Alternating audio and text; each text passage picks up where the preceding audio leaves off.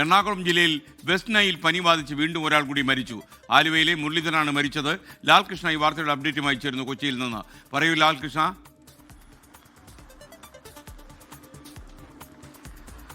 കഴിഞ്ഞ ഏതാനും ദിവസങ്ങൾക്ക് മുമ്പാണ് മുരളീധരനെ ആശുപത്രിയിൽ പ്രവേശിപ്പിച്ചത്. വെസ്റ്റ് നൈൽ പനിയാണ് എന്ന് സ്ഥിരീകരിച്ചിരുന്നുവെങ്കിലും ഇതുമായി ബന്ധപ്പെട്ടുള്ള ചികിത്സ തുടരുന്നതിനിടയിലാണ് ഇദ്ദേഹത്തിന് ജീവൻ നഷ്ടമാകുന്നത്. ഇന്ന് പുലർച്ചെയാണ് മരണം സ്ഥിരീകരിക്കുന്നത്.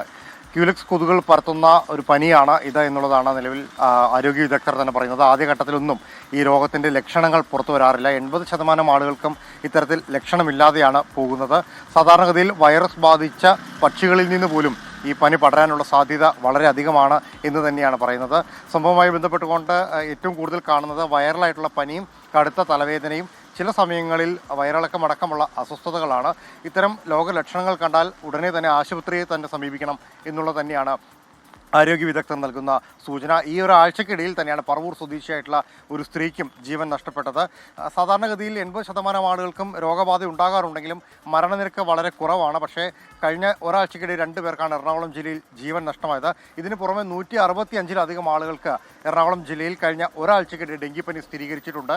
57-ലേറെ പേർക്ക് സമാനമായിട്ടുള്ള അസുഖങ്ങൾ, പനിയുടെ പകർച്ചപ്പനി അടക്കമുള്ള അസുഖങ്ങളും സ്ഥിരീകരിച്ച സാഹചര്യത്തിൽ ജില്ലയിൽ കടുത്ത ജാഗ്രത പാലിക്കണം എന്ന നിർദ്ദേശവുമാണ് ആരോഗ്യവകുപ്പ് ഇപ്പോൾ പുറത്തുവിടുന്നത്.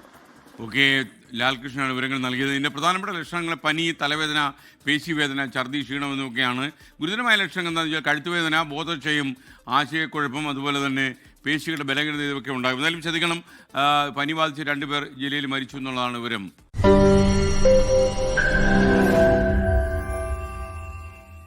ലോകത്തെവിടെയായാലും ഏത് സമയത്തും 24 വാർത്തകളും ഓഗ്മെന്റഡ് റിയാലിറ്റി പാക്കേജുകളും എക്സ്പ്ലെയിനറുകളും വിശദമായി കാണാൻ ഞങ്ങളുടെ യൂട്യൂബ് ചാനൽ നിങ്ങൾക്ക് സബ്സ്ക്രൈബ് ചെയ്യാം.